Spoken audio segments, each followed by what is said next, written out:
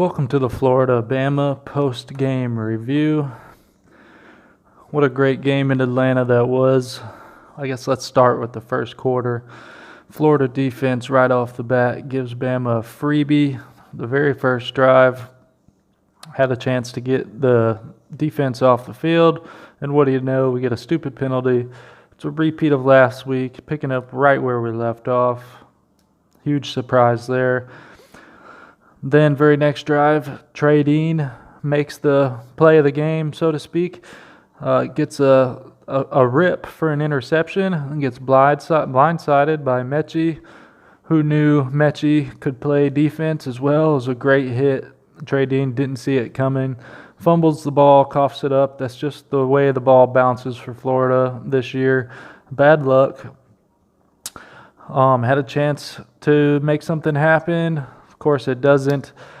I do have one question. Why does Florida run these quarterback draw plays?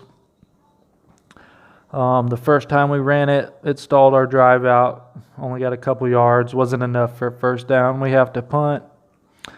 And then we continue to call it. It's very ballsy of Dan Mullen to be doing this. You're risking Trask getting hurt. You're risking a fumble. In fact, Trask did fumble, and we got bailed out by an offsides penalty on the 1 yard line. Trask is simply not a running back. I don't agree with the play. We end up punching it in with Dameon Pierce the very next play, which is what we should have been doing in the first place. It doesn't make too much sense. Another bone I got to pick is Wilson is constantly getting beat by these receivers. He's not capable of tackling. In fact, the very last score, Alabama's last touchdown was on no other than Marco Wilson. I get that Mullen favors these veterans, but something's got to give. If there's somebody better than Wilson in our lineup, he needs to play. I feel very sorry for the kid that his career is turning out like this, or at least it's going downhill this season. Hopefully he turns it around next year. I wish him the best, but we got to get that position filled and figured out. Going into halftime, Alabama held us to 17. There's nothing wrong with that. That's a very healthy score going into half. The problem in the storyline was we put up 35 in the first half, and that's typical Florida defense, typical Todd Grantham defense. We start the game slow, making it very hard for our offense to keep up, and we're playing catch-up the whole game long, and we almost did catch up. It was actually a very close and very good game. Going into the half, Tony had over 100 yards, 139 to be exact. Tony was picking up right where he left off last week, where he had the game of his life. To be honest, our defense couldn't stop the Pop Warner champion in Orlando at the fucking Disney complex. It's baffling to me. I don't know if we're going to replace Grantham this year. Part of me wants him gone. A part of me wants to give him another year to figure things out, because I have a feeling things are going to shift next year. Our defense is going to kind of be the strong point of our team, and our offense is just going to be okay. We're going to be in rebuilding mode next year on offense. Probably be more of a rushing-oriented team. It'll be interesting to see how it plays out, but we will have a bowl game. It's also going to be interesting to see what bowl game we get fitted into. With 11:15 left in the third quarter, our defense does come up with a huge stop, and our offense can't do nothing with it. That's just how our luck is.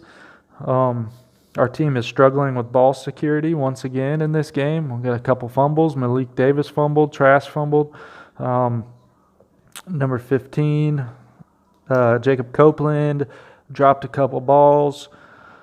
That's just nitpicking on an offense that played pretty well all game. That's what I like to do after these losses, is nitpick.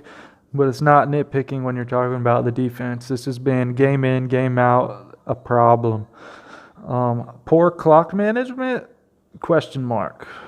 Why did we burn that timeout at the end to dial up a play to go for two? 2 touchdowns and 2 extra points ties the game. Yeah, okay, I get it. If you don't want to go for the tie, you want to go for the win.